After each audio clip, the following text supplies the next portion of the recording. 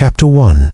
The ring found in a bird's nest. It was one of those peculiar spring mornings in London when the sky hung pale with indecision, unsure whether to promise rain or light.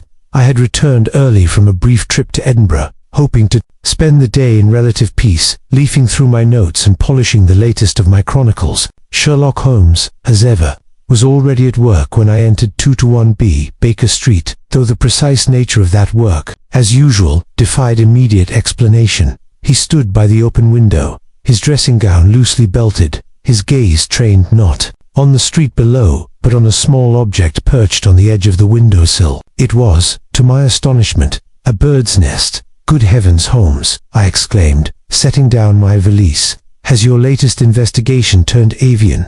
Without turning, he answered, "Not mine, Watson. Nature's, though she has delivered an item of considerable interest." I approached and looked closer. Amid the brittle twigs and scraps of string that made up the nest's foundation, something gleamed, a small, elegant gold ring, set with a deep green stone. Holmes delicately lifted it with tweezers and placed it on a porcelain tray beside a few feathers and a crust of old bread. "A lady's ring, to judge by the size," I said, "and of some value, if I'm not mistaken." "Quite so," Holmes replied. "Emerald, cushion-cut, 18th century setting. A family heirloom. By the look of it." I blinked, and it was found there, in the nest of a jack. "Yes," Holmes said, lighting his pipe. "You may laugh, Watson, but Corvus monodula is known for its acquisitive tendencies. They delight in bright things. Yet this particular specimen delivered more than mere mischief. Surely it was just stolen from some windowsill." "Indeed, a plausible theory," Holmes said, "and one the local constables might have settled upon had not the ring in question already been declared evidence in an unsolved murder 2 weeks ago." At this, I sat down. "Murder? Precisely."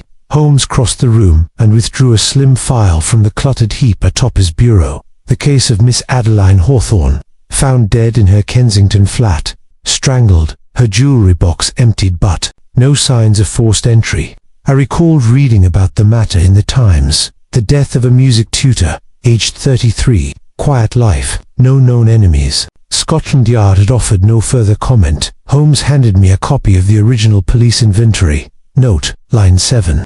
1. Emerald ring, cushion cut, presumed missing. I read aloud, "And yet," Holmes gestured to the tray, "here, it lies delivered by a jackdaw to my very window." I glanced at the nest. "That seems ... too convenient." "My thoughts exactly," said Holmes, and in his voice I detected the first ripple of that rare excitement he reserved for the truly curious. "Consider the odds, Watson. A ring stolen from a flat in Kensington, a nest built 2 miles away in central London, a single piece of missing jewelry, and it finds its way not only into a bird's collection, but into the flat of the one man most inclined to recognize it. A message, then, or bait," Holmes murmured. We sat in silence for a moment. I broke it. "If the murderer wished to draw your attention to the case, why not come directly?" "Because," said Holmes, eyes narrowing, "they do not want me. They want the illusion that I have chosen to pursue it, which of course I now must." He rose and paced. "Miss Hawthorne's case was a minor puzzle until now. A woman of modest means. No scandal, no theft beyond the jewelry. But this changes the balance. A token once thought stolen now reappears, placed with theatrical precision. This is not merely a murder, Watson. It is the overture to something more elaborate." He turned to me. "Fetch your coat. Are we off to Kensington?" "Not yet," he said. "First, we shall call on Inspector Lestrade. If the Yard truly believes the matter closed, they may have already discarded the one piece of evidence we most require." "And what would that be?" Holmes smiled grimly. "The list of people who stood to gain from Adeline Hawthorne's silence." Thus began the case of the ring found in a bird's nest, a mystery that would, in time, reveal itself not merely as a tale of theft and death, but as one of hidden identities, forgotten grievances, and the precision of a mind who understood, not just how to kill, but how to lure Sherlock Holmes into playing a game of their own design. Chapter 2. A quiet woman. A loud question. Inspector Lestrade met us at Scotland Yard with the sort of caution he reserved for Holmes' more theatrical entrances. He ushered us into a narrow consultation room, where gaslight flickered above a table already strewn with files, cigarette ash, and the residue of too many rushed decisions. "You're early," Lestrade muttered, adjusting the knot of his tie. "And here I thought this one didn't interest you." Holmes leaned forward, steepling his fingers. "It didn't, until the victim's missing ring was hand-delivered to my windowsill by a Lestrade blinked. "A bird gave you evidence." "A thief," Holmes corrected, "whose species simply happens to have wings." The inspector grunted and tossed the case file across the table. "Have at it, then. No skin off my back. Mr. Hawthorne's death has sat in the unsolved but unremarkable drawer for a fortnight. No family, no enemies, a quiet woman. If the ring's turned up, it won't change much." Holmes opened the folder with surgical care. "Sometimes it is the quiet ones who die loudest." I watched as he scanned the original report. The autopsy concluded strangulation. No sign of a break-in. A faint bruise on the left wrist. Faint traces of violin rosin on the fingertips. Her body had been discovered by her landlord, Mr. Peter Midge, who had let himself in after noticing milk bottles piling at the doorstep. "She had a modest routine," Lestrade said, rubbing his temples. "Students came and went. No sign of scandal, no letters or diaries, just music and tea and quiet, which, as you know, is always suspicious," Holmes said flatly. He continued flipping pages. One name caught his eye. Rupert Denley. Lestrade shrugged. "A former student. Sent a wreath to the funeral. Nothing special. Aged 26. Inherited a business last year from his father. And yet, he took violin lessons from Miss Hawthorne until a month before her death." I leaned forward. "You think there's something improper?" "I think there's something abrupt," Holmes said. "Terminating a weekly appointment with no explanation is unusual, especially for a creature of habit like Miss Hawthorne. Denley claims he got too busy. Lestrade offered new company to run." Holmes murmured, slipping the name into his mental register. "Did anyone else visit her frequently in the weeks leading up to her death?" Lestrade flipped through the statements. "A few students, a woman named Margaret Elstonan, another teacher at the conservatory, came by once a week to borrow sheet music, and her alibi solid. She was on a train to Brighton with her mother at the time of death." Holmes took the sheet of paper containing the list of missing jewelry. 4 rings, 1 brooch, 2 bracelets, none particularly rare except the emerald ring, which the bird brought to you, Lestrade said, still skeptical. "So what, Holmes? Some random criminal tossed the loot out, and the bird picked it up. Birds do not frequent second-story windows in Kensington and then migrate to Baker Street carrying a 6-gram ring. Well then, who planted it?" "That," Holmes said quietly, "is the precise question." He rose. "I require a visit to Miss Hawthorne's flat. Has it been sealed?" Lestrade gestured toward the file. "Still under property claim. Landlord's holding off on clearing it until probate's resolved." Holmes grabbed his coat. "Splendid. I detest rummaging through a scene once the scent's gone cold." The flat at Kensington Square was modest 2 rooms, a gas stove, and a bookshelf half filled with sheet music and Arthurian romances. Holmes moved through the space like a man listening for echoes. "Note the armchair," he said, pointing. "Slight tear on the right elbow, thread pulled. She was left-handed, likely she sat here often." He examined the windowsill. No scratches, the lock intact, no forced entry. The killer came through the door, or had a key. From the hallway, I called, "Holmes, her violin is missing." He joined me in the bedroom, eyes scanning the empty case on the bed. "That," he murmured, "is peculiar. Perhaps it was sold, or stolen with the rest of the jewelry." "Unlikely," he said. "There is dust only along the perimeter of the case. Suggests the instrument was removed shortly after her death, not before. Then the killer took it." Holmes nodded slowly. "But why? It has no monetary value worth the risk." "Not unless—" He drifted back into the sitting room, gaze sharpening. Then he knelt before the bookshelf. "Watson, look here." I approached. 1-volume Tales of the Greenwood was slightly misaligned. Holmes pulled it gently. Inside was a hollow cut into the pages. Empty. "A hiding place," I said. "Indeed, and recently emptied." He rose, brushing dust from his knees. "Miss Hawthorne was not as quiet as she seemed. She hid something, and the killer knew where to find it." I glanced around the room with renewed unease. "But why the ring in the bird's nest?" Holmes tore. "What possible reason would the killer have to return evidence and in such a strange manner?" Holmes straightened. "Because, Watson, I no longer believe we are dealing with a mere killer. This has all the makings of something far more calculated. A message, a signature, or perhaps a challenge." He looked out the window. "And I never ignore a challenge." Chapter 3. Among students and shadows, the following morning found Holmes and me making our way through the brisk London streets toward the Royal Academy of Music, that venerable old institution tucked just off Marylebone Road. The fog hung low, wreathing the spires and lamplights in a pale murk. Holmes walked with a swift, gliding step, his eyes forward, but clearly unseeing his mind. I knew, already engaged with the puzzle in full. When we arrived, the porter, an elderly man with a rheumy eye and a disposition like cold pudding, us to the office of Mr. Godfrey Merton, head of strings and Adeline Hawthorne's former colleague. The office smelled faintly of varnish, old books, and something drier, perhaps the dust of too many unsaid things. Mr. Merton rose stiffly as we entered, a tall, narrow man with a face like a cello scroll. He offered a polite but reserved greeting. "You'll understand, gentlemen," he said, once Holmes had introduced himself, "that we are still rather unsettled by Miss Hawthorne's death. A dreadful business, unexpected and tragic." Holmes inclined his head. "It is precisely because of its unexpected nature that I hoped you might assist me." "Of course," said Merton, folding his long fingers atop his desk, "though I confess I'm not sure what more can be said. The Yard already questioned us all extensively." Holmes glanced around the room. The shelves were crammed with musical scores and essays on harmony and acoustics.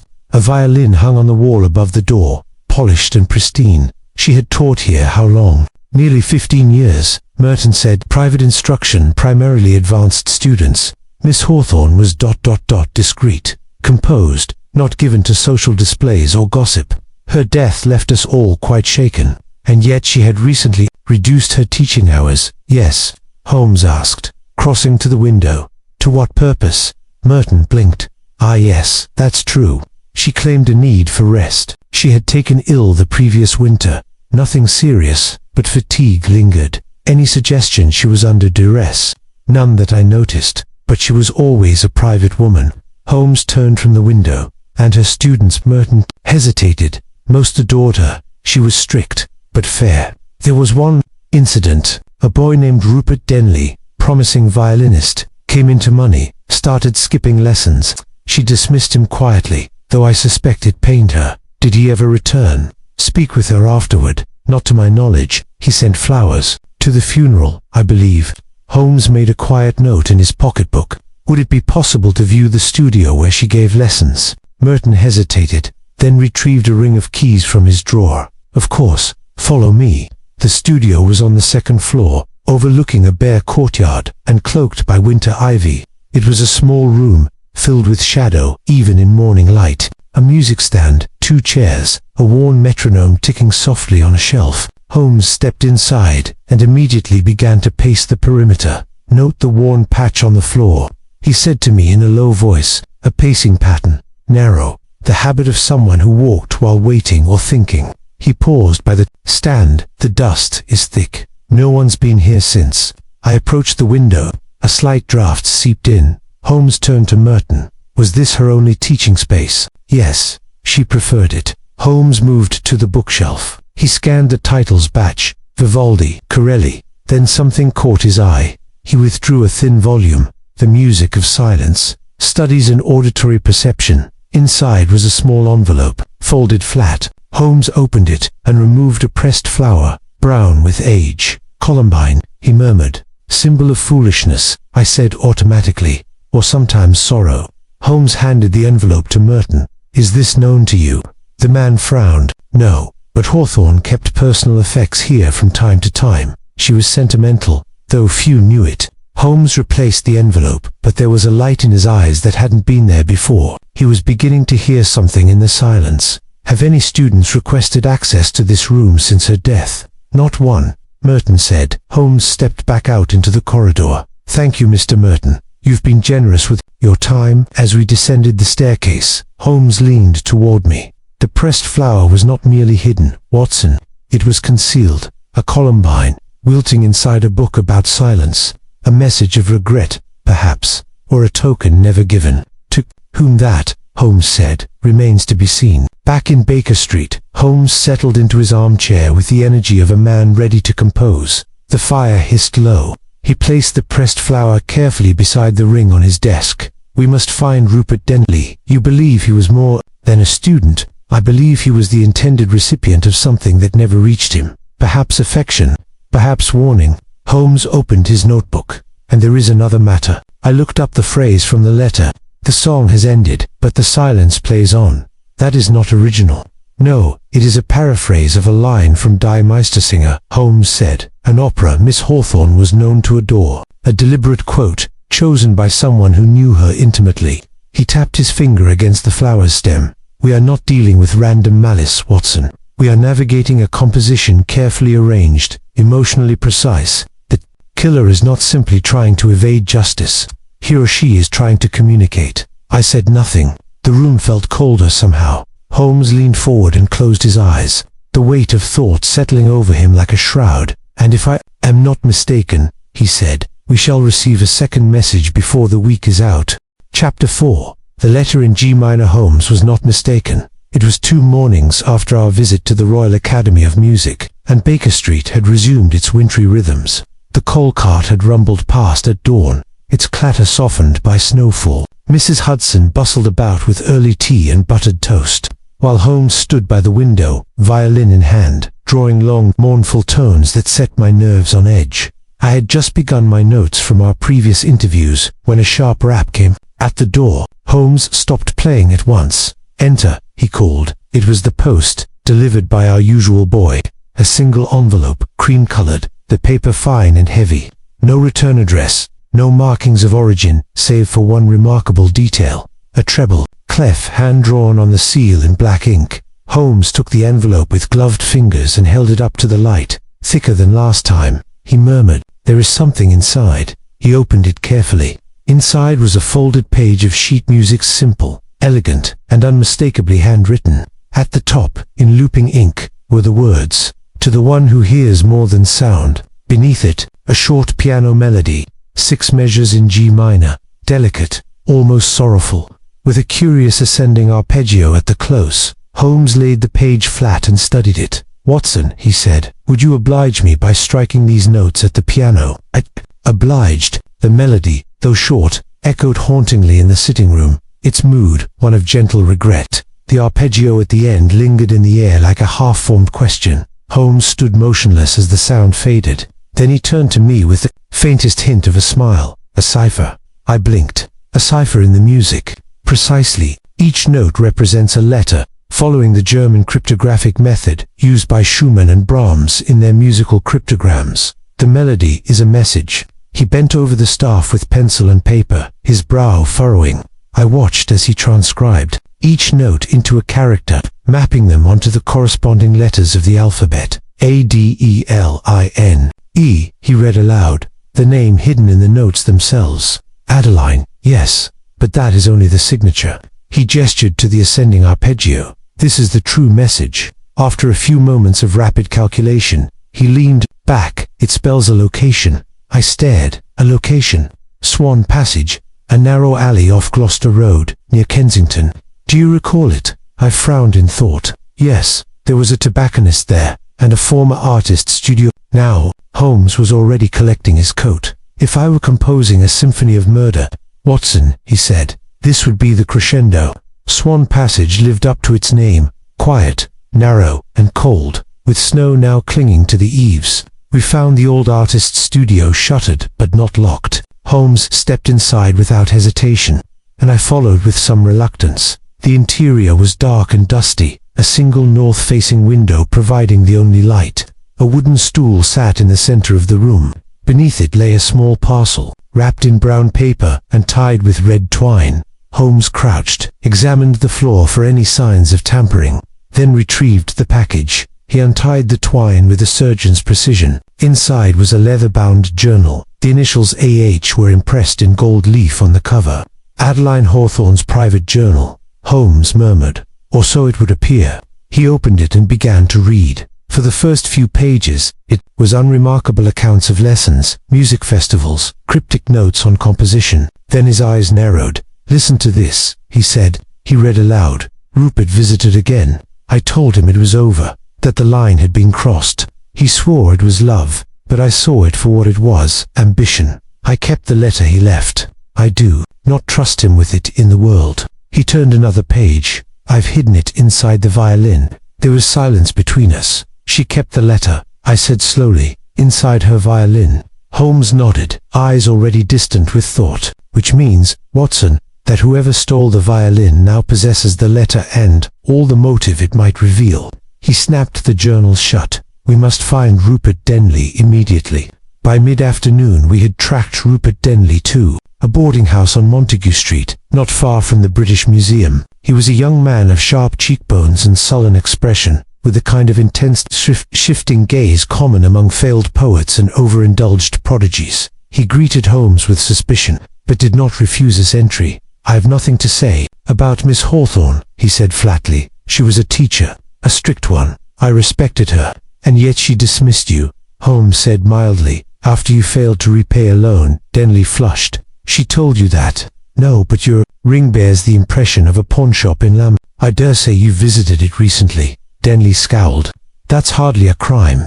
Holmes studied him. "Where were you on the night of December the 17th at a concert?" "Queen's Hall." "I had friends who can confirm it." "Yet you sent flowers to a funeral for a woman you claim not to know well. You used her middle name, Lise. That was never made public." Denley shifted uncomfortably. I heard it once, in passing." Holmes leaned forward. "Did you steal the violin?" "No." Denley stood.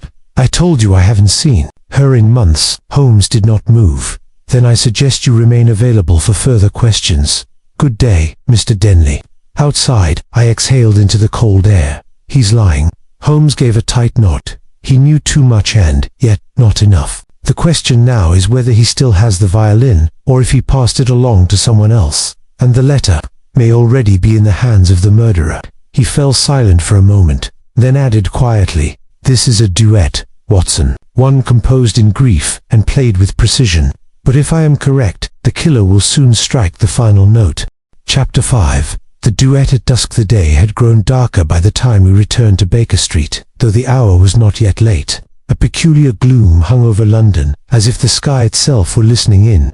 Holmes had barely removed his coat when he crossed to the mantelpiece and began pacing with that restless precision that always presaged revelation. "There is a design to this, Watson," he said, tapping his fingers against the violin case perched near the hearth. "It is not the murder of impulse. It is a composition, a theme introduced, then inverted." He turned to me suddenly.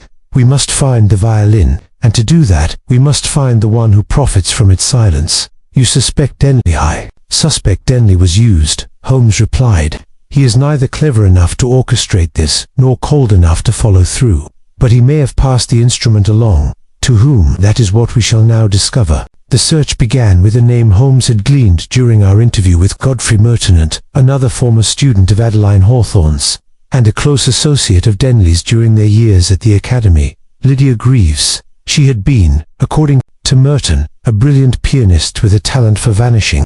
After her final recital 2 years prior, she had abruptly left the Academy, citing personal disappointment. No one had heard from her since, but Holmes. Through a brief and energetic correspondence with a certain music publisher in Conwell, discovered that Miss Greaves had recently reappeared under a different name. She was performing private concerts under the pseudonym L. Giraud, often in fashionable salons along the Thames. That evening, we attended one such event. It was held in a drawing room along Chain Walk, a space crowded with low chandeliers, Turkish rugs, and perfumed whispers. The guests were of that fashionable bohemian type, artists in velvet jackets, heiresses in pearl combs, critics in permanent sneers. The air was thick with smoke and the faint scent of violet. Lydia Greaves sat at the piano, a woman of striking stillness, with a pale oval face and hands like water. When she began to play, silence swept the room. The piece was chopin-dark, deliberate, suffused with sorrow. Holmes watched her with the intensity of a hawk. I recognized the gleam in his eye. This was not merely admiration, it was calculation. She finished. Polite applause followed. Holmes waited until the guests had turned to gossip and liqueur before approaching her. "Miss Greaves," he said softly, "or shall I say Miss My name is Sherlock Holmes. Might we speak?" She regarded him with cool curiosity. "Mr. Holmes, I've heard of you. This must be about Adeline. You were close." Lydia's gaze drifted. "She was my mentor, and once, my friend. Once, she grew distant, cold. Perhaps she sensed I would leave.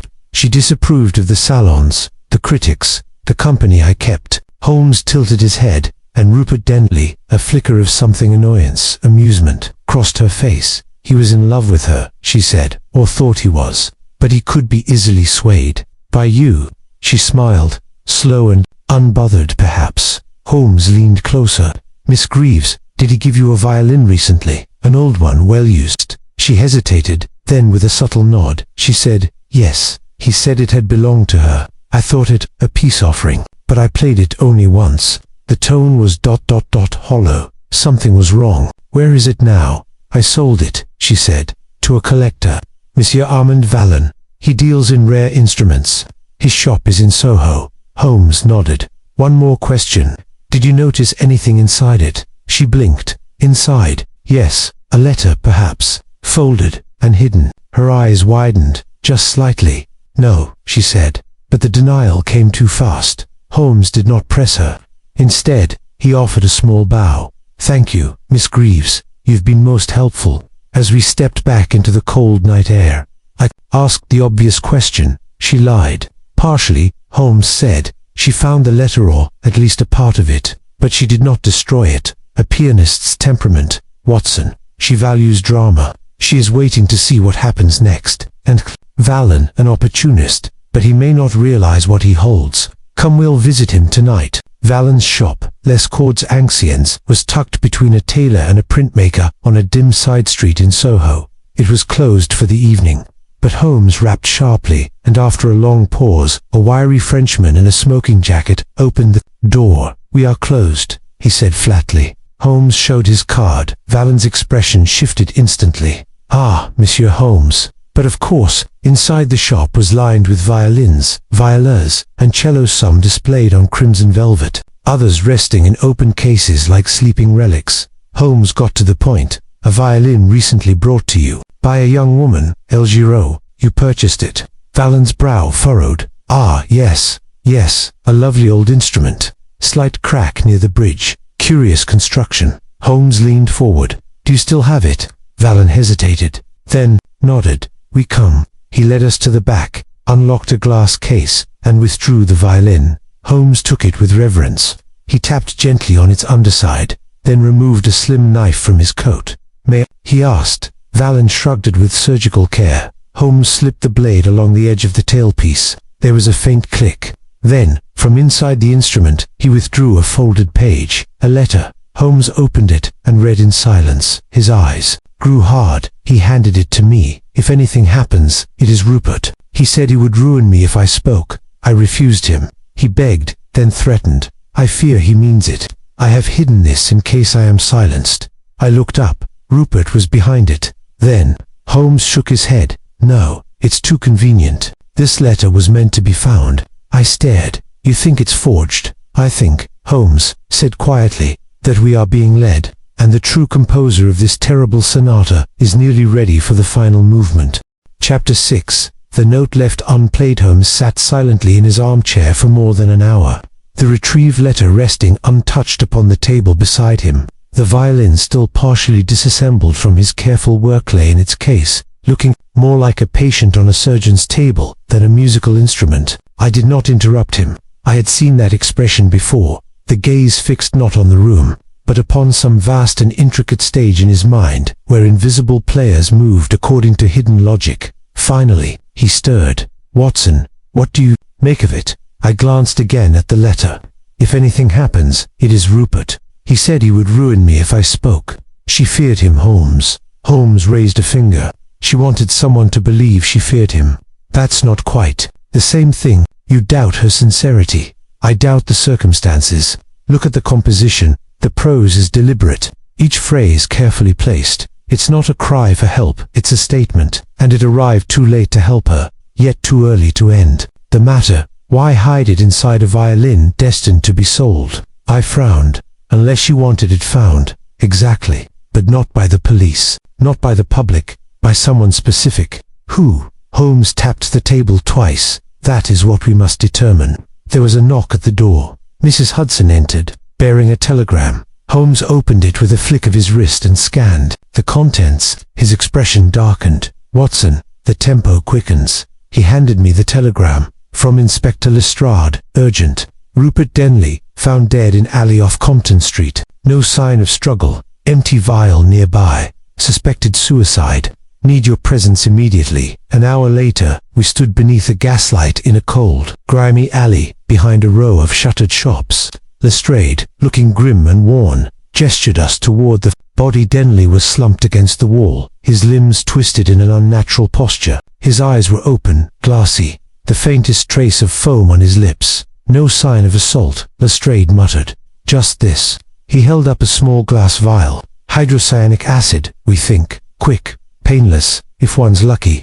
Holmes crouched and examined Denley's coat. There's a smear of something, he said. Ink, perhaps, here near the lapel. Fresh. He turned the collar. A folded piece of parchment was pinned inside, just beneath the fabric. Without speaking, he opened it. The page was half covered in a strange musical notation. The clefs and time signatures were standard, but the notes formed no discernible melody. There were letters interspersed throughout. G-E-C-A, at irregular intervals. Watson looked over his shoulder. Another cipher. Holmes did not reply at first. Then he stood. It is not a suicide note, he said. It is a message. Lestrade sighed. Of course it is. Rupert Denley did not kill himself. Holmes continued. He was silenced, but not before leaving us this peck. The ink is not his. It has soaked outward. It was written after he wore the coat. A plant, I asked. Possibly. Or someone believed Denley would deliver it for them. Mand decided to eliminate him once it was out of his hands. Lestrade rubbed his brow. And what does it mean? Holmes smiled faintly. It means, Lestrade, that the true culprit is no longer watching from the audience. They've stepped onto the stage. Back at Baker Street, Holmes transcribed the musical notation onto fresh paper, this time marking the anomalous letters, G-E-C-A, then a rest, then another G. The spacing did not match any known composition. Look here, he said, pointing. The positioning is too precise to be random. It's a pattern but not an audible one, not meant to be played. Then what? Read vertically. I did so. The letters, when rearranged from each bar, spelled out, Grace. I stared. A name. Holmes nodded. Or a signature. But we've heard no mention of anyone named Grace. Holmes tapped his chin. Not yet. He returned to the earlier documents, Hawthorne's teaching ledgers, which he had borrowed from the academy. With great care, he paged through them. Halfway through the second volume, he paused. There. I leaned in. The name, Grace Hallowell. A pupil, listed intermittently over 2 years, then struck through with a single red line. No comment, I said. No explanation. Holmes opened his index of criminal and court records, flipping swiftly until he found the name again. Grace Hallowell, arrested for fraud in 1888. Charges dropped. No conviction. Later employed as a music tutor in Finchley. What became of her? Unknown, Holmes said, rising. But I believe she re-entered Hawthorne's orbit, perhaps under a new name. And now she has removed Denley, framed him for blackmail, and is writing fugues in blood. And Hawthorne. Holmes's voice lowered. I believe Miss Hawthorne discovered the deception too late, and rather than expose it directly, she tried to preserve some small piece of the truth. That violin was not simply a hiding place, it was her legacy. And Grace, Holmes retrieved his coat, is still out there, but not for long. That night, as the city slept under a hush of frost, Holmes and I sat beneath the soft flicker of gaslight, poring over every document, every letter, every musical notation. Piece by piece, the puzzle began to take shape. Not just a murder, but a performance. Not merely a crime, but a composition. And we were approaching its final, devastating movement. Chapter 7. The woman in the velvet mask. The morning after Rupert Denley's death dawned grim and grey. A sallow light casting itself across Baker Street, like a reluctant confession. Holmes was already dressed and seated by the window when I descended, a cigarette smouldering in his fingers, and the musical cipher from Denley's coat laid out before him. Watson, he said without turning, we have spent too long listening to the melody of this affair. Today, we must attend to the silence between the notes. Before I could question the remark, Mrs. Hudson entered, announcing a visitor, a young man in a tattered frock coat, eyes darting with nervous purpose. Holmes gestured him in. The boy stepped forward and removed a crumpled cap. Name's Peter, Malin, sir, I work for Mr. Dunsley's tobacconist off Cavendish Square. I saw something 2 nights ago, and I weren't sure if it mattered. Not till I heard what happened to that music teacher. Holmes leaned forward. Go on, Mr. Malin. Well, sir, I was closing the back gate of the shop that night, just after 10, I'd say. There's an alley behind the Royal Academy, runs parallel with the Mews. I saw a woman leaving the side door. She was moving quick, cloak pulled tight, and she was wearing a sort of mask. A velvet thing covered the upper half of her face. Holmes's eyes lit. A velvet mask. Did you glimpse her features? Not really. Pale hands. That's all. But she was carrying something odd. What sort of something? A music case. Small. But she wasn't carrying it like a musician would. She held it close, like it was fragile or dangerous. Did she notice you? Malin shook his head. I don't think so. But she turned up Grenshaw Lane and vanished into a waiting carriage. Black, with no crest. Holmes turned to me. Well, Watson, it seems the composer of this tragedy made her exit precisely on cue. He thanked the boy, handed him a shilling for his honesty, and then turned his full attention to the small chalkboard he kept near the hearth. He scrawled 3 names, Adeline Hawthorne, Rupert Denley, Grace Hallowell, then drew a circle around each, connecting them in a triangle. 3 performers, he murmured, 1 dead by violence, 1 by poison, and 1 still playing. Later that day, we returned to the Royal Academy under the pretext of Holmes donating a rare violin treatise, one that he had written under a pseudonym. While the assistant librarian retrieved the archive, Holmes wandered toward the faculty wing. I followed closely. Observe, he whispered, as we passed the staff board. Beneath the neat rows of names was a list of recent faculty guests and visiting lecturers. One entry read, Madame Genevieve Harlow, private tutoring, guest approval. Merton, that name, Holmes said quietly, does not exist in any registry prior to 3 months ago. But Grace Hallowell taught in Finchley under the pseudonym G.I. Harlow for a time before vanishing. And you think this is she? Holmes's smile was faint. I am confident enough to wager the Stradivarius. We requested Merton, who arrived in his typical restrained formality. Holmes wasted no time. Mr. Merton, you approved a private tutor, Madame Genevieve Harlow. When was this arranged? Merton blinked. Several weeks ago. She came with an exceptional letter of recommendation, claimed to have studied in Vienna. Her credentials seemed legitimate, and her students, a single advanced pupil, a young man named Lionel Ferris, a brilliant cellist. She worked exclusively with him, but only during evening hours. Holmes's brows arched. How convenient. Is something amiss? Only the distinct scent, Holmes murmured, of deception masquerading as pedagogy. We left the academy shortly after. On the way back to Baker Street, Holmes remained uncharacteristically silent. At length, he said, we must find this pupil, Lionel Ferris. He may hold the key to Hollowell's current identity or her next move. And what of the woman in the velvet mask? I believe, Holmes said softly, they are one and the same. But until I have her signature, I will not wager my bow. Our inquiries brought us that evening to a modest lodging house in Kensington, where the landlady, a pinched woman with spectacles balanced precariously on her nose, confirmed that Miss Harlow had indeed rented the top flat for some weeks. She's a quiet one, the woman said. Hardly a sound from her room. Always dressed smartly, always polite, but something about her eyes, cold, like, is she in? Holmes asked. The landlady frowned. No, not since yesterday morning. Holmes requested the use of her calling card. When we were alone at the door, he inspected the lock, noted a faint scratch around the tumbler. Watson, he murmured, this lock has been picked. Inside, the room was almost sterile in its arrangement. A single valise, a tidy stack of sheet music, and on the writing desk a torn scrap of paper. Holmes bent low and read aloud, the melody ends in silence, but the silence speaks louder than any song. She knew now I must vanish, before I too am rewritten. Watson stared. Rewritten. Holmes's jaw tightened. She has fled again. The question is not where but when she will strike next. He turned to me. Pack your revolver, Watson. I suspect the curtain has not yet fallen, and the finale, when it comes, may not be written in ink. Chapter 8. The cadenza in crimson. The invitation arrived precisely at noon, sealed in scarlet wax, and written in a looping theatrical hand.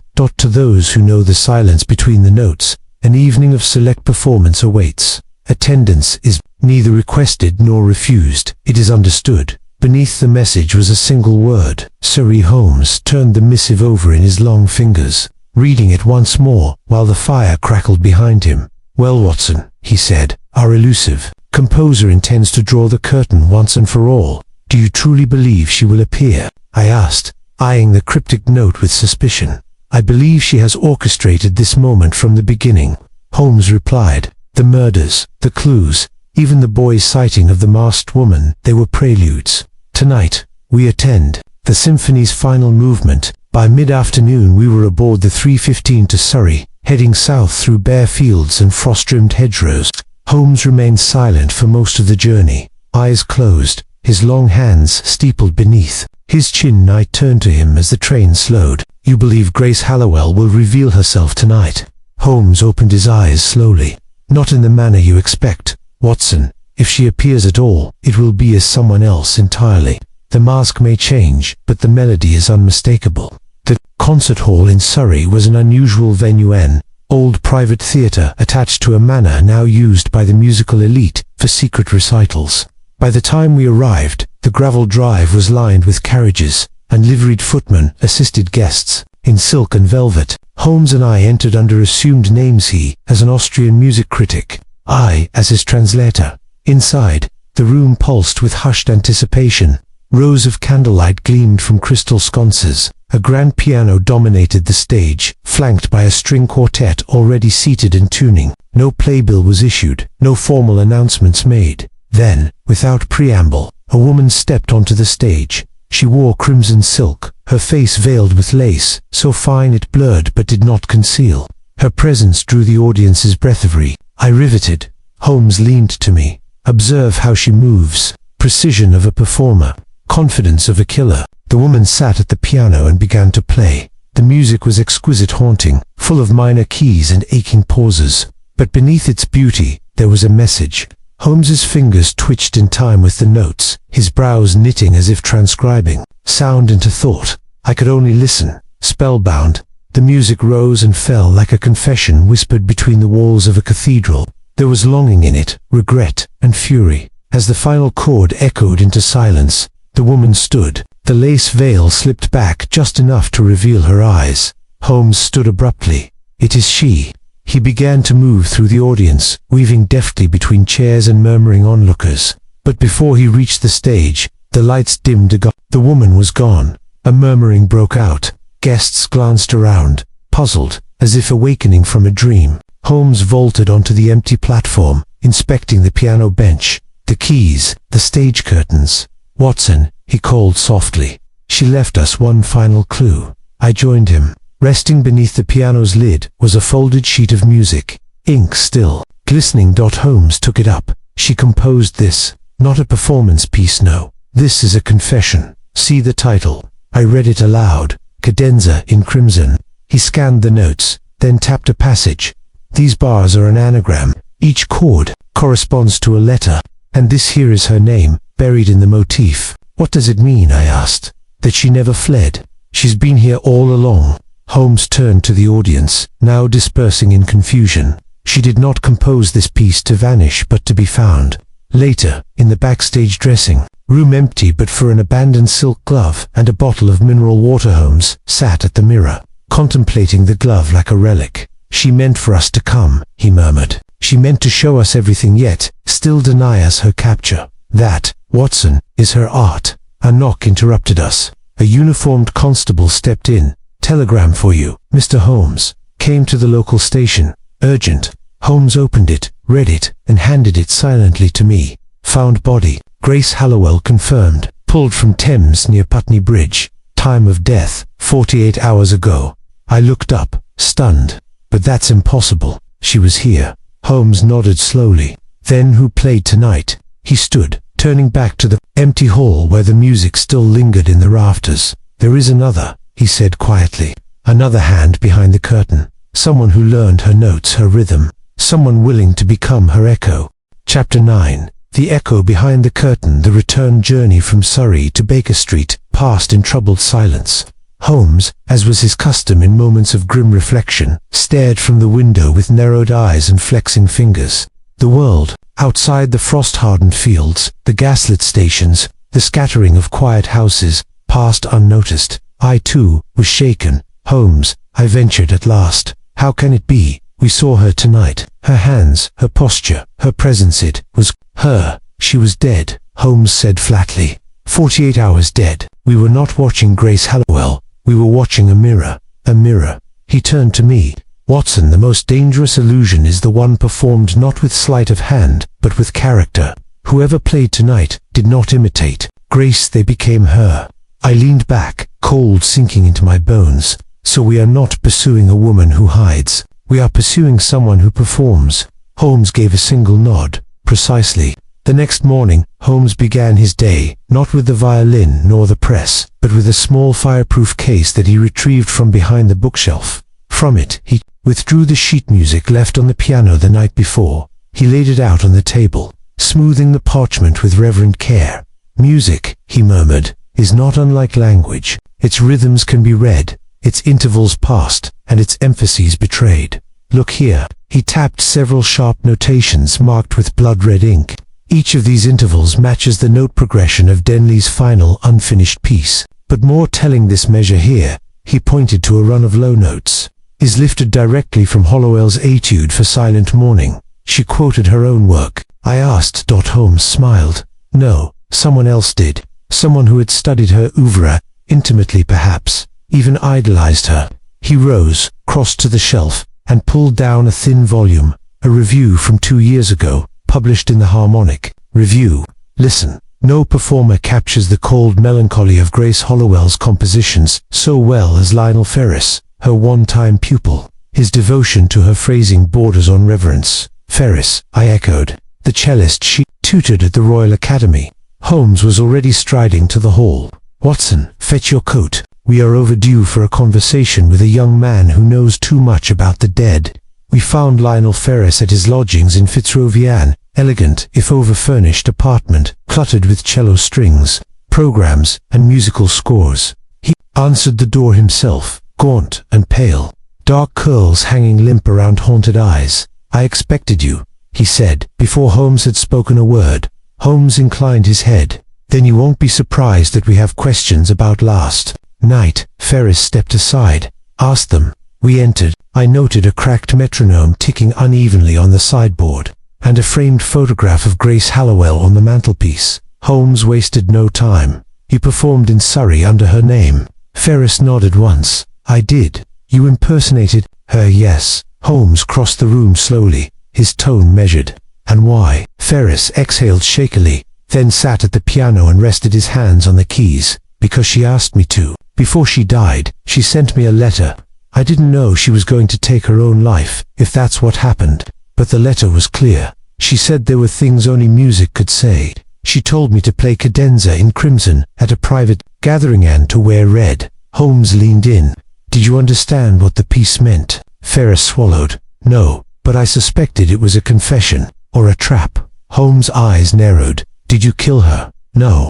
Ferris stood, voice cracking. "I loved her. I worshipped her. She was everything I wanted to be." "Then, why did she fear you?" Holmes asked sharply. "She wrote of an echo, someone mimicking her movements, her music, not honoring it, stealing it." Ferris's expression changed, defensive, desperate. "She misunderstood. I wasn't stealing. I was preserving. She was preparing to disappear, to let the world forget. I couldn't let that happen. I practiced her movements, her cadence. I learned her compositions backward. I wasn't the threat, Mr. Holmes, but someone was." Holmes exchanged a glance with me. "Go on." Ferris hesitated, then said, "About a month before she died, she told me someone had been watching her, not following her, exactly anticipating her. She would plan a lesson, and someone else would show up before her. She received letters with fragments of her own scores, rewritten slightly, warped. She became terrified. Do you still have that letter she sent you?" Ferris reached for a drawer and handed Holmes a sealed envelope. Inside, on cream paper, was the unmistakable looping hand of Grace Hallowell. "Lionel, if you are reading this, it means I did not win. Play the piece. Let them hear me. Let them know." But beware, if my shadow walks again, it will not play my song. It will rewrite it in blood." Holmes folded the letter slowly, his face now unreadable. "She left the melody as bait," he murmured. "But the real killer, the one who murdered Denley and Miss Hawthorne, was never Grace. It was the shadow." He turned on his heel. "Come, Watson, we must return to the academy. We've been looking at the music too long. It's time we looked at the players."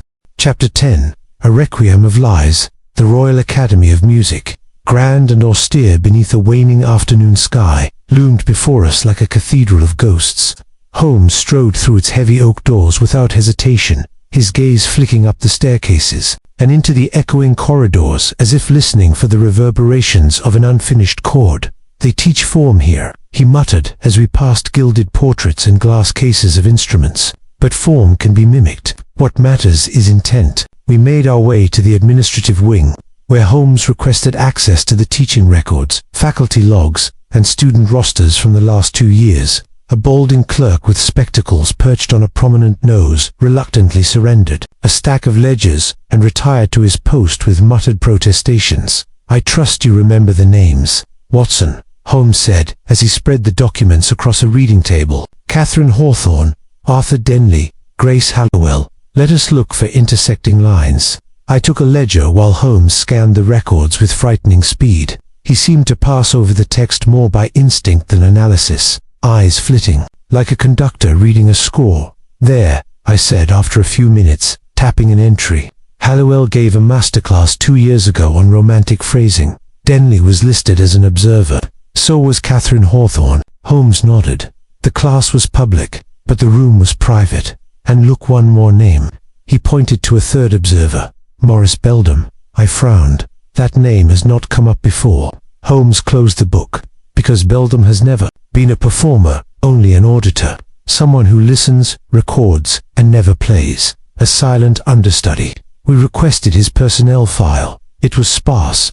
Morris Beldam had studied composition under multiple instructors, but had never completed a degree. His academic notes praised his memory and precision, but always added one word: uninspired. Holmes tapped the note thoughtfully. He could copy, but not create. Such a man would seethe in the shadows. Moments later, a young woman, an instructor in residence, approached, curious about our inquiries. When Holmes inquired about Beldam, her brow furrowed. "Maurice, I remember him. Always watching, never speaking unless prompted. He once handed me a rewritten version of my own sonata and claimed it was better balanced. I dismissed it as arrogance at the time. But, yes, he mimicked everything." "Did he have a relationship with Grace Hallowell?" Holmes asked. "Unrequited, I believe. He used to bring her coffee after rehearsals. She tolerated him, I think, but never invited him into her circle." "Where is he now?" She hesitated. "He left the academy abruptly, about 3 weeks ago. I recall overhearing a disagreement. He asked to stage a performance of one of Grace's more obscure pieces and was refused." Holmes stood. "Thank you." That refusal was his final rejection. He disappeared, and soon after, Grace Hallowell was found dead. Then the others followed. Back on Baker Street, Holmes paced the sitting room like a caged animal. Beldam was no mere admirer, he declared. He was a shadow self. He absorbed her music until he could not distinguish it from his own soul, and when the world refused to recognize his mastery of her language, he began writing his own version through murder. "But why Denley and Hawthorne?" I asked. Holmes paused. "Because they, too, were touched by her genius. Each A note in her life's score, each one representing a bar he could not play, so he silenced them." He went to the desk and retrieved the score left at the concert hall. "Look at this again, Watson. What do you see in the final measures?" I examined the notes more closely. The closing phrase was not music. It was too dissonant, too jagged. It felt like a scream etched in ink. "A message," I said slowly. "Correct. The signature of a soul unraveling." Beldam tried to become her, but where Grace composed in sorrow, he composed in rage. Just then, a knock sounded at the door. Mrs. Hudson entered with a letter. "No sender," she said, placing it in Holmes' hand. He opened it. A single sheet inside bore a few elegant words, scrawled in blood-colored ink. "There's one more movement left, Mr. Holmes. Shall we conclude the symphony together?" MBA faint perfume of ink and rosewater clung to the page. Holmes inhaled it deeply. He's inviting me to the finale. He turned to me. We've been tracing a crime of imitation, Watson. But now we face a performance of vengeance, and Beldam will not bow before the curtain falls. Chapter 11. The final movement begins. The morning following the letter's arrival was grim and grey, with sleet falling in fits upon the window panes of Baker Street. Holmes stood in silence by the hearth, the cryptic note from Morris Beldam clutched between two fingers, its crimson ink catching the faint glow of the coals. He had read it at least 24 times since dawn, yet it was only now that he spoke again. He fancies himself the conductor now, Holmes murmured, no longer content to imitate. He wishes to orchestrate the ending. I set down my untouched tea. He means to draw you into a trap. Undoubtedly. Holmes flicked the note into the fire. But a trap requires bait, and I mean to let him think I've swallowed it whole. I frowned. Do we know where he intends to stage this final act? Holmes gave a tight smile and motioned toward his writing desk. In his last gesture, Beldam used more than words. That letter was folded, using a rather distinctive technique common among students of Baroque ciphering. I suspected there was something beneath the surface. He retrieved a small glass vial containing a pale liquid, then held the ash of the letter over a tray and dripped a few drops from the vial onto the remnants. Faint marks began to emerge, musical notation in pale ink, so faint it was almost invisible. A musical map, I said. Indeed. This sequence is not a melody, but rather a reference to locations. The bell chime pattern corresponds to a very specific chapel organ in Hampstead, and more precisely still, St. Evan, which has not held service in 3 years due to structural repairs. Holmes donned his coat with a sudden flourish. He's chosen a place of silence for his grand crescendo. Come, Watson.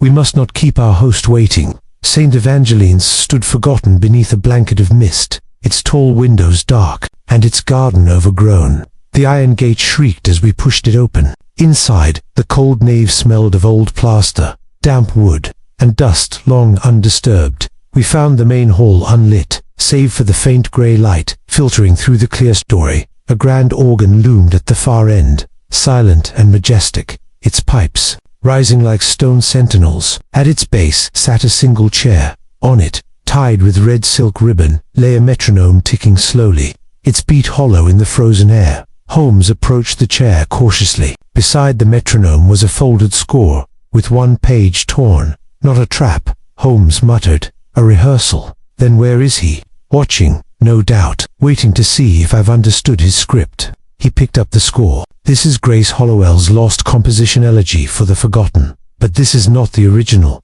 He has altered it. He handed me the sheet. See here, third tempo changes, the octave modulation. It's been corrupted. A door creaked. Far above, we both turned. A figure emerged on the balcony above the altar. Dressed in black, slender and pale, he descended slowly by the side stair, gloved hands clasped behind his back. Maurice, Beldam, you came, he said softly, voice echoing off the stone. I wasn't certain you'd hear the invitation. Holmes met him in the center aisle, standing as though on opposite ends of a drawn bow. Your invitation was crude but effective, Holmes replied, though your intentions remain as muddy as your artistry. A flicker of something passed over Beldam's features, pride wounded. I never wanted to kill her, Beldam said. I wanted to perfect her. Grace created beauty, but she abandoned it. She let it rot. I offered her eternity, by forging her, or by ending her. Holmes asked. She chose death, Beldam said, with an eerie calm. I only ensured her legacy would mean something, that her melodies wouldn't vanish into dust and footnotes. You murdered Denley and Catherine Hawthorne. They were accompaniments, he said. Wrong notes in the score. They were allowed to hear her final confession, that made them part of the piece. All great music requires sacrifice. Holmes's face darkened. And this chapel, another stage. Beldam smiled faintly. A coda, one last message, for an audience of one. You. I felt my pulse quicken. Then why the theatrics? Why not simply flee? Because he doesn't wish to escape, Holmes said slowly. He wants to be caught. Beldam gave a single nod. My imitation was flawless, but no one listened. You are the only one who listened. You followed the harmonies. You heard the shadow between the notes. That means something. With that, he reached into his coat and removed a small box plane, polished wood. Inside it lay the original ring, the one stolen from Grace Hollowell's dressing table. Beside it, a locket, containing a lock of her hair. I kept them, Beldam whispered, not as trophies, as relics. Holmes stepped forward, his voice low. You played her life, until it ended. But she composed something you never understood. Silence. Beldam looked down at the metronome, which ticked its last beat. He raised his hands. Arrest me, Doctor. I am done performing. Chapter 12. A note left unplayed. Morris Beldam's confession was orderly, devoid of remorse, and delivered with the precision of a well-rehearsed solo. The authorities were summoned, and he surrendered without resistance, offering no further elaboration beyond what had already been said in the chapel of St. Evangeline's. As the constables led him away, his final glance was not one of guilt, but of satisfaction, as though, in his mind, the symphony was complete. Holmes, however, remained in the chapel long after the echo of the metronome had faded, pacing slowly before the altar steps, eyes tracing the shadows of the high rafters. I watched him with unease, for though the man had confessed, and the evidence lay secure in Inspector Gregson's possession, Holmes did not appear at ease. Something troubled him. He left something unsaid. He finally murmured, "You believe." Beldam withheld part of the truth. I believe he never knew it. We returned to Baker Street as the light waned, and Holmes disappeared into his private archive, with Grace Hollowell's altered composition tucked under one arm. He emerged 2 hours later, his face shadowed and distracted, and placed a pair of documents side by side on the table. "Watson, do you recall the score found at the first crime scene?" I nodded. A passage from Elegy for the Forgotten, with strange, discordant variations. He pointed to the altered version recovered from the chapel. "And here another deviation. But look closely. The errors are not arbitrary." I leaned over the scores, comparing the notations. In both versions, certain notes had been transposed, certain rests removed, others inserted. But when I viewed them side by side, the pattern became apparent. They mirror one another. I said slowly, "Not mirrors," Holmes corrected. "Reflections. Beldam's versions of the piece aren't corrupted by incompetence. They are distorted intentionally, like a cipher. Each bar is a substitution." And when mapped correctly, he pulled a fresh sheet of paper from his desk and began aligning the two scores like a code book. Slowly, letter by letter, the musical phrases became language. "What does it say?" I asked. Holmes sat back. He didn't act alone. I felt a chill rise. "You mean Beldam had an accomplice?" "No," Holmes said darkly. "He had a rival."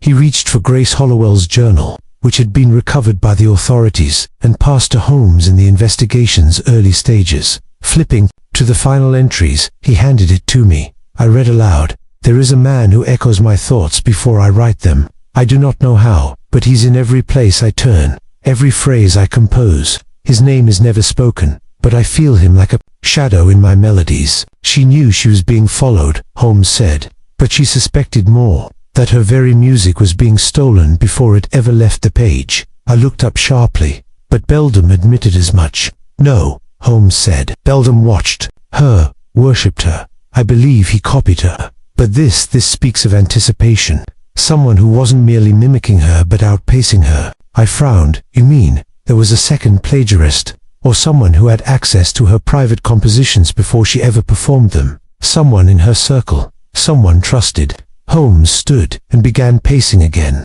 Beldam's obsession was pure, in its twisted way. He wanted to preserve her, to become her. But this second figure, he wanted to consume her legacy. He turned to me. "Have you ever heard of the publisher Leonard Vane?"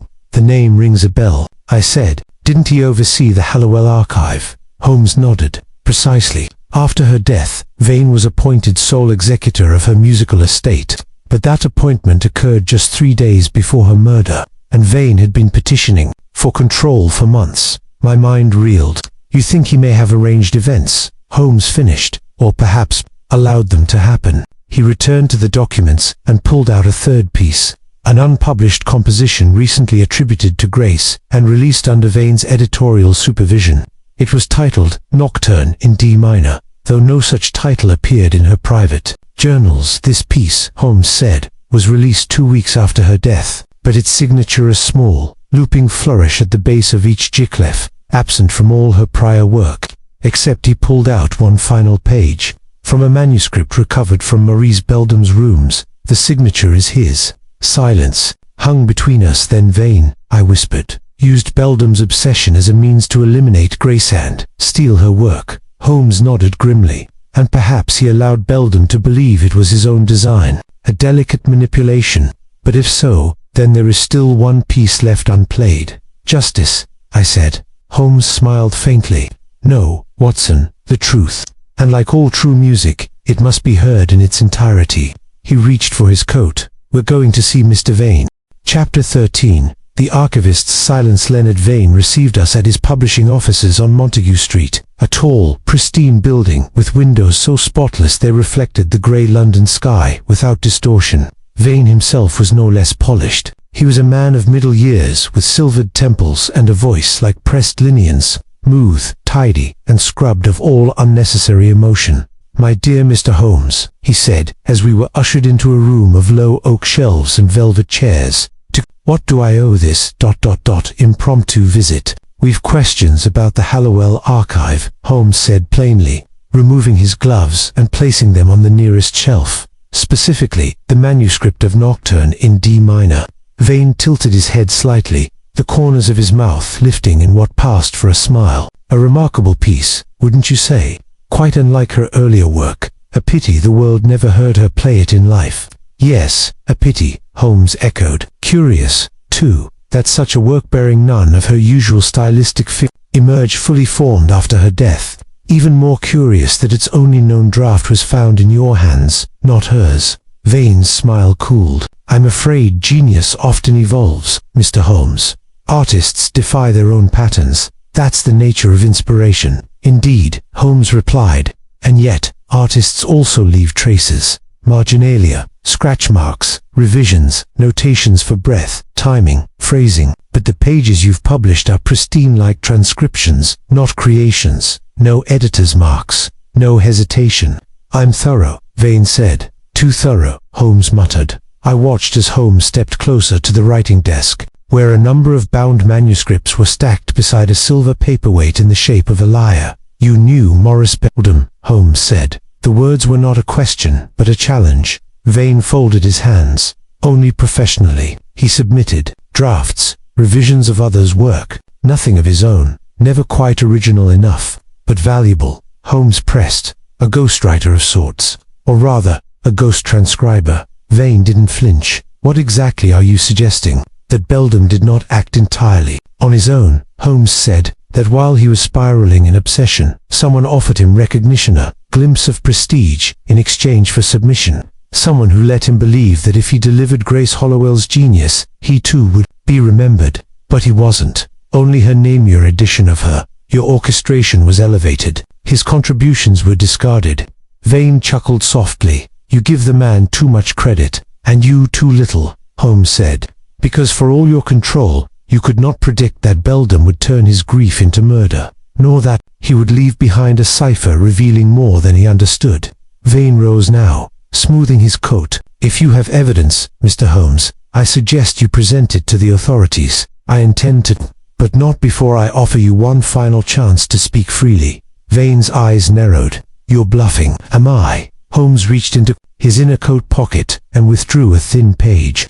This, he said, is a letter dated 3 days before Hollowell's death. It is in her hand, addressed to a friend at the Royal Academy. It reads, if anything happens to me, look to the man who wishes to turn my music into his legacy. Vane's complexion paled. It proves nothing. No, Holmes said, but combined with the original manuscript of Nocturne in D minor, which bears Beldam's notational habits, loops, phrasing marks, and the sharp tilt of his treble clefs, it proves quite a lot. Enough for a jury. Still, Vane did not react with the indignation or denial I had expected. Instead, he sighed and returned to his seat. I didn't kill her, he said softly. I wouldn't have dared, but you used her. Holmes said, eyes like steel. And him? Vane nodded once. I needed the brilliance, and he ... needed purpose. For a moment, the room was still. Did he know you were publishing his drafts under Grace's name? I asked. Vane shook his head. He thought they were hers. I told him I had access to her private writings and needed him to restore fragments. He thought he was bringing her back to life.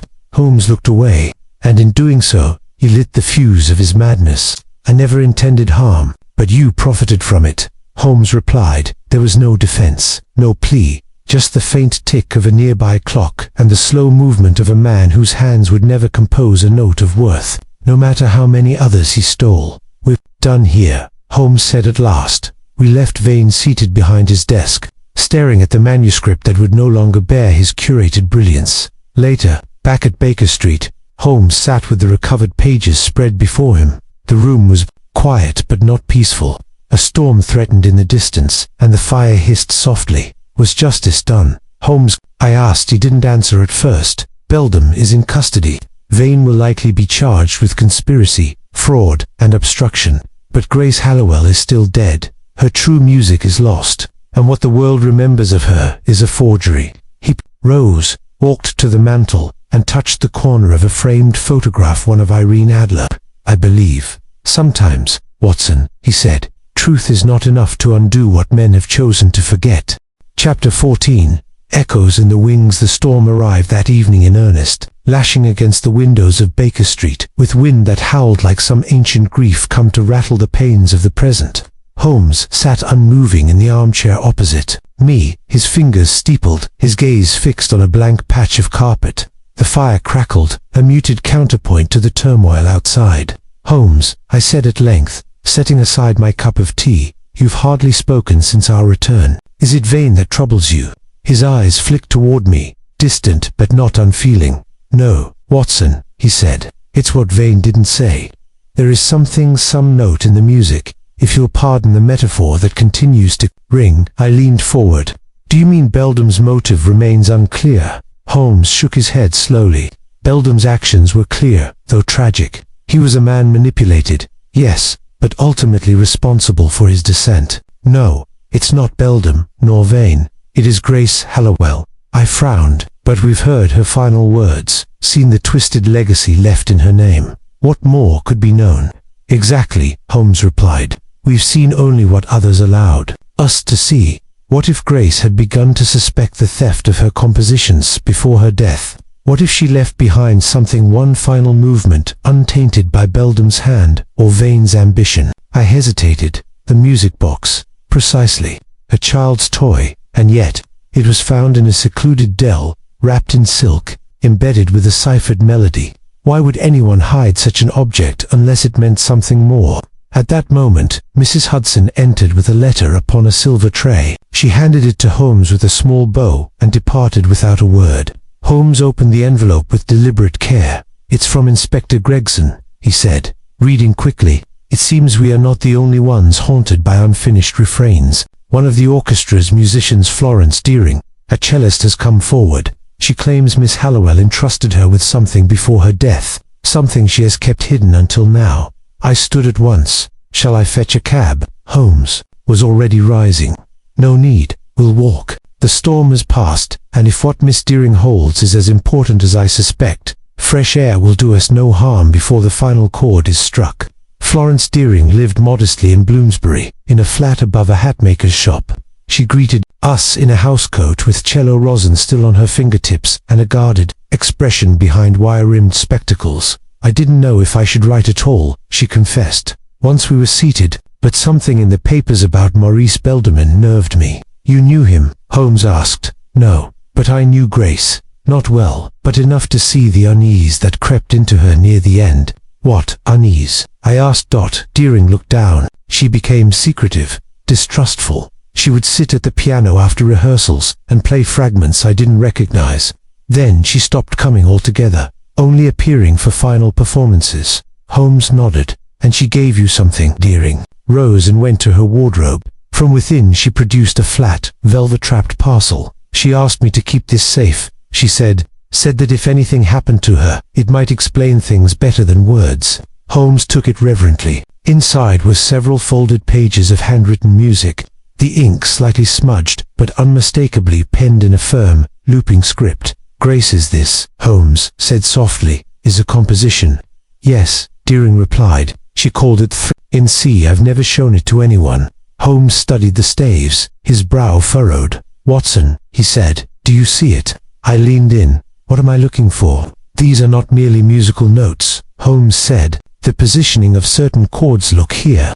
And again here corresponds exactly to the pattern on the music box gears. A cipher, I asked. Holmes smiled faintly. A confession. He turned to Deering. Miss Halliwell feared that her work was being stolen, altered, even erased. This composition, I believe, encodes names, dates, perhaps even locations, enough to expose those who profited from her silence. Deering's hand trembled. So she knew, Holmes confirmed, and she tried to fight it in the only way left to her, through music, through the very art they could not fully counterfeit. Back at Baker Street, Holmes and I worked by lamplight as he transcribed the musical patterns into letters, slowly reconstructing a hidden journal of sorts. The names were damning: Leonard Vane, chief among them, but also a lesser-known critic who had praised the posthumous compositions without question, and a concert agent whose ledgers, it turned out, bore false entries to match the dates in Grace's coded manuscript. There it is, Holmes said finally. The whole scheme laid Burgos-Stritton works past as Hollowell's, orchestrated by Vane, distributed with the help of unscrupulous critics. Beldam was merely the instrument, and Grace, I said, was the composer of her own undoing. Holmes shook his head. Not undone, Watson avenged. Her melody has been heard. He stood, stretching his limbs. Now, to Scotland Yard, let them add this coda to their investigation. I dare say it will be the most harmonious evidence yet. As we gathered our things, the firelight caught the edges of Grace Hollowell's script, its notes rising and falling like a voice no longer silenced. The truth, Holmes had often said, hides in the spaces between what is said and what is played. In Grace's music, it had waited quiet, mournful, unbroken until now. Chapter 15. The final gathering. It was a strange affair. That gathering at Vane's Manor, arranged with almost theatrical precision. Holmes had insisted upon it not out of dramatic flourish, but as the logical culmination of all threads now drawn tight. The guests were summoned individually, under pretexts both reasonable and vague, yet none could quite refuse an invitation delivered in Holmes' name. We arrived just after dusk. The air was thick with anticipation, and though the clouds had cleared, the evening held a breathless stillness, like the moment before a conductor's baton falls. The drawing-room had been prepared to Holmes. Instructions: chairs arranged in a semicircle before the hearth, fire lit, gas lamps dimmed. Vane, ever the host, despite his pallor, greeted us first, his eyes wary. "This is highly irregular," he said, voice tight. "You summon me to my own home like an accused." Holmes bowed. "I make no accusation yet, Mr. Vane. I merely ask that you hear the truth presented plainly and perhaps contribute your own piece of it." Others soon arrived. Miss Florence Deering, visibly anxious but resolute. The concert agent Henry Bleacher, nervous and perspiring despite the cool air. And Gregory Trench, the critic, whose smug expression had begun to wear thin since word of Beldam's demise had circulated in the press. Holmes stood by the hearth as we took our seats. I took my usual place beside him, notebook ready. For once, even I did not know the full scope of what he was about to say. Holmes began simply. "You are all here because of a ring found in a bird's nest," he said, letting the phrase settle like a dropped stone. "An object as out of place as a scream in a sonata." No one spoke. That ring belonged to Grace Halliwell, and it was placed there not by chance, but by choice, a desperate act of preservation and protest. Vane stirred. "A music box, and a broken trinket. You build a mountain from dust." Holmes turned to him. "And yet you refused to report the ring missing. Why?" Vane's mouth tightened. Holmes pressed on. "Miss Halliwell entrusted Miss Deering with a final composition through an idy. In C hidden within it was a cipher, revealing the timeline of her betrayal." He held up the pages. "These staves mark more than music, they mark moments, compositions that were not hers claimed under her name, payments made to others, and at the center of it all your signature, Mr. Vane." "I managed her estate," Vane burst out. "She was unstable near the end. It was not theft, it was stewardship, preservation of genius." "Then why pay Beldam to forge new works?" Holmes asked calmly. "Why pressure critics like Mr. Trench to laud the posthumous brilliance that matched neither her style nor spirit?" Trench paled. "I wrote what I was paid to review. I never saw the original manuscripts." "And you, Mr. Bleacher," Holmes said, turning, "pocketed the difference between her supposed royalties and the true commissions paid to others." Bleacher opened his mouth, then shut it, his jowls quivering. "There is no crime in handling artistic estates," Vane snapped, "and no proof beyond your absurd musical riddles." Holmes' voice turned quiet, cutting. "You forget, sir. The ink on the forged compositions matches that of your personal correspondence, your pen, your hand. Scotland Yard now holds samples of both. You were not content to let Grace's work fade into obscurity, so you manufactured a legacy you could control. You turned her name into currency." Silence fell. Even the fire seemed to have paused. Miss Deering rose, hands clasped. She was terrified. In the end, she said she felt like a ghost watching someone else wear her skin. Holmes gave a nod of thanks. Then he turned back to Vane.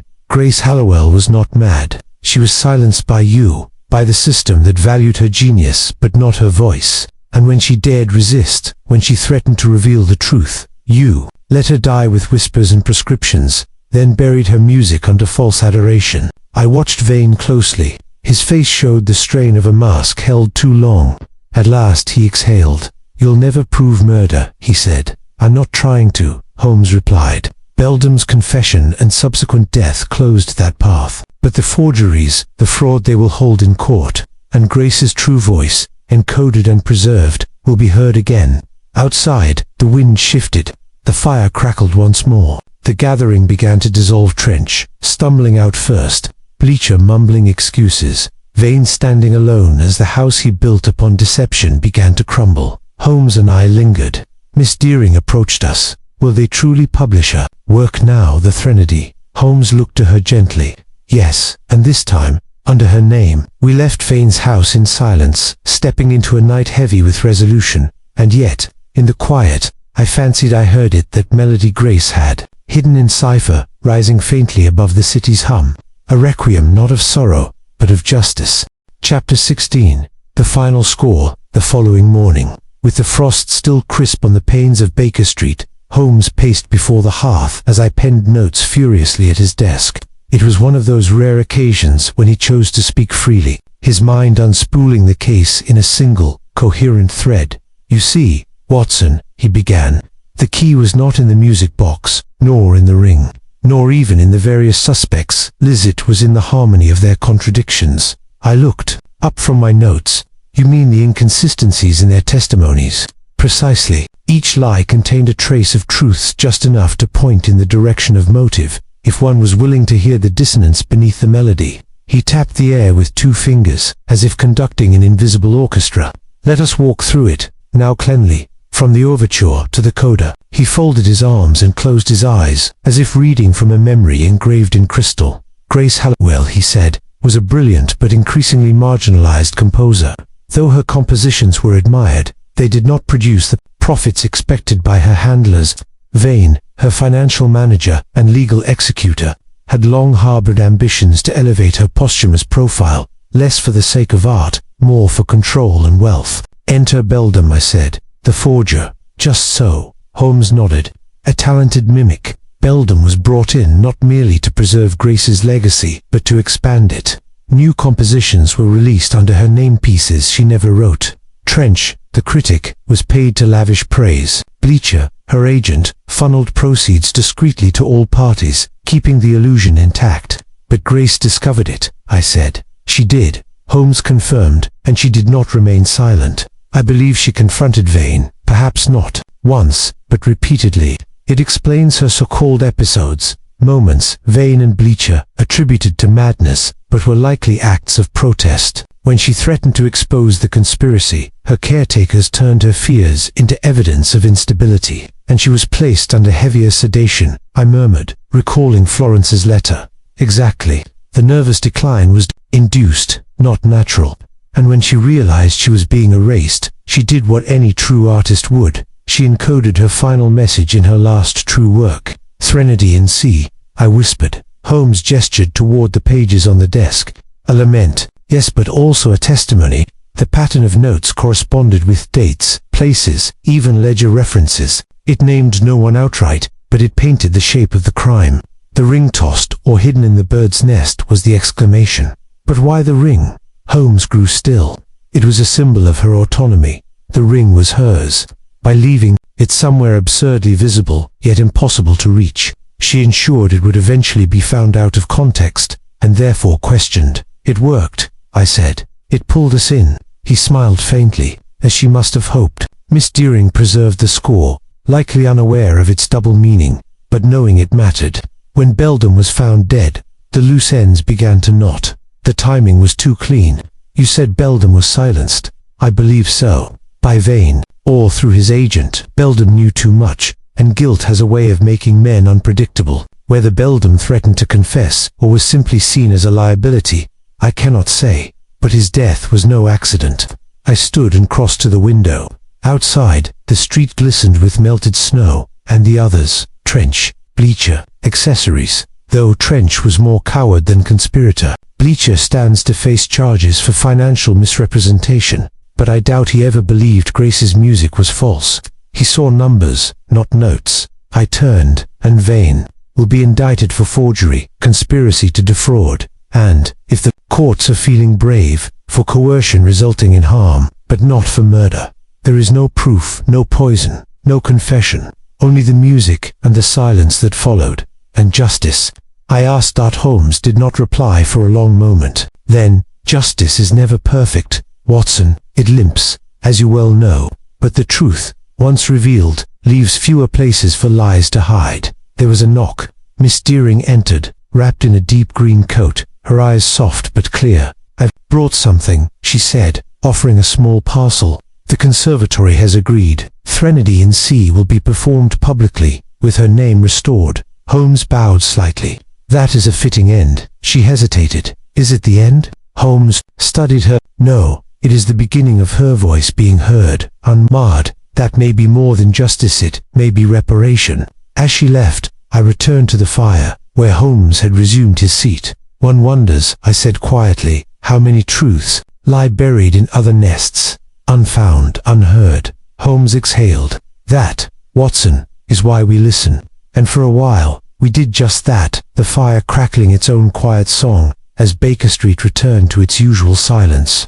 Chapter 17. The last performance. The hall was filled to capacity. It was a crisp March evening, and the air inside the Royal Academy of Music held that peculiar hush that descends only before a debut performance, or, in this case, a resurrection. The name Grace Hallowell had appeared on the evening's program in bold, solemn type. Threnody in C opus, finalist's first public performance. Holmes and I sat near the back, away from the photographers and society patrons, who whispered excitedly about scandal and brilliance in equal measure. Many had come for gossip, others for redemption, but all would soon hear a voice long suppressed. Holmes crossed one leg over the other and steepled his fingers. It is always satisfying when the final act plays itself, unprompted.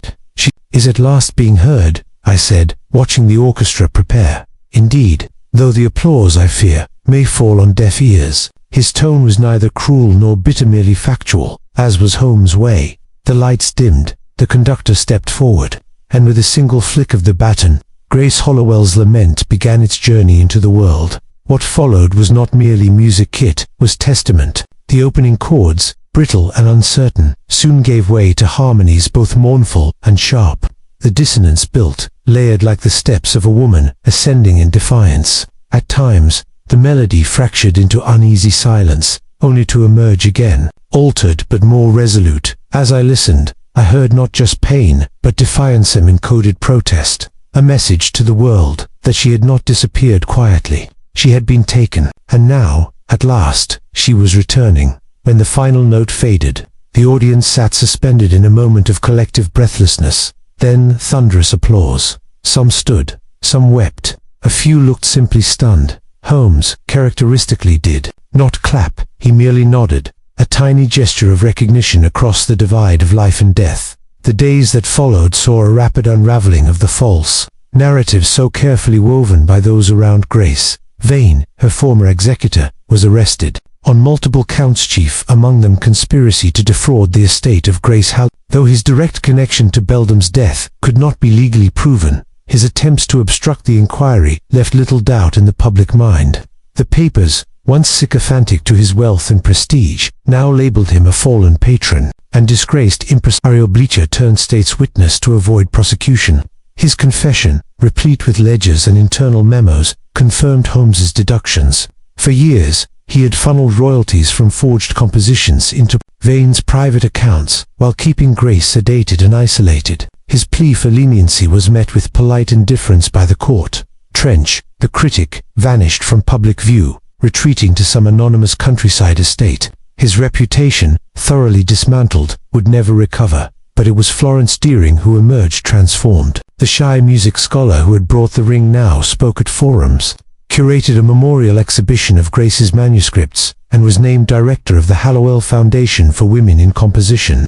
She often quoted Holmes, calling him a man who listened where others merely spoke. At Baker Street, life resumed its normal rhythm, or nearly so. Holmes, for his part, refused all requests for interviews. He turned down a portrait commission and declined an offer from the Queen's Academy to write an essay on forensic psychology in music. When I asked why, he simply replied, "The world needs fewer egos and more ears." One evening, as we sat in silence, he handed me a small envelope. Inside was a folded sheet of staff, paper blank, save for a single note, "C natural," etched in pencil. From her original manuscript, he said, "Found in her room." She circled it. No other markings. "What do you make of it?" I asked. He tapped the paper. "It is the note," she ended on.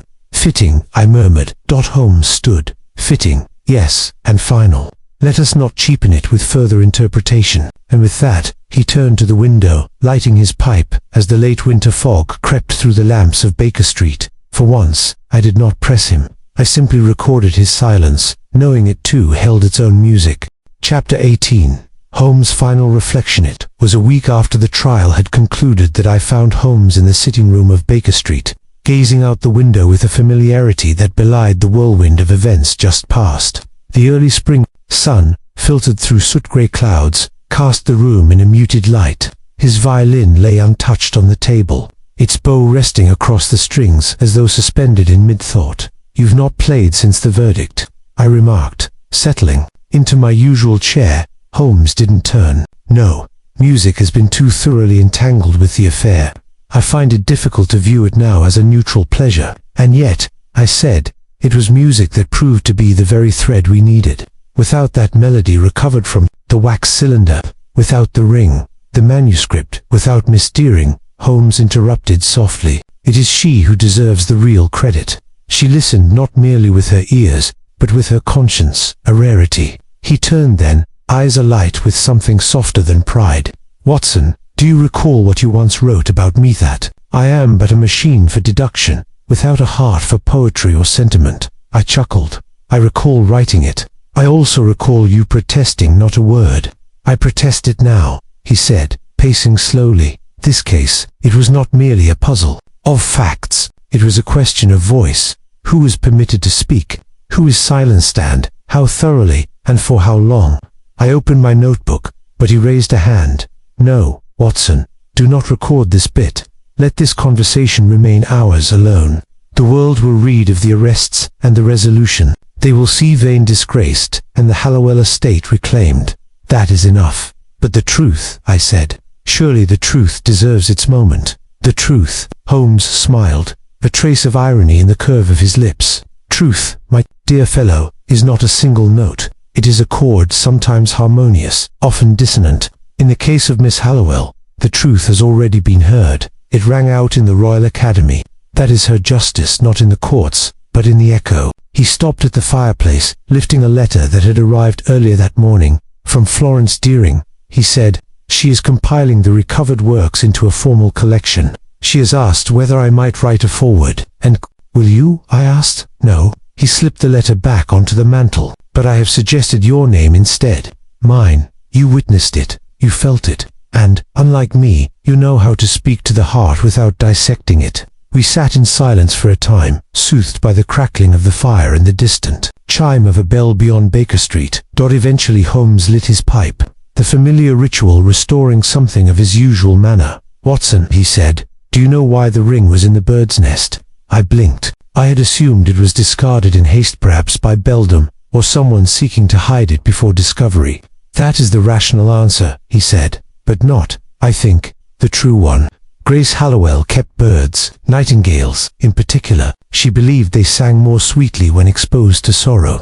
He stared into the hearth. I believe she placed it there herself. In a nest, I said, incredulous. In a nest, Holmes repeated, because birds are builders. They reclaim what is discarded: feathers, string, bone, and transform it into shelter, into song. He drew on the pipe, the smoke curling upward into fading morning light. She knew someone would find it, not through force or fame, but through care. Someone who listened. I sat back, the weight of his words settling over me. You surprise me, Holmes. I surprise myself, he murmured. Outside, the world moved on, carriages rattled, children shouted, and somewhere a piano was being tuned. But within 2-1B, there lingered the faint resonance of a woman's music, now unburied, and a detective's rare admission that some mysteries are not solved, they are heard.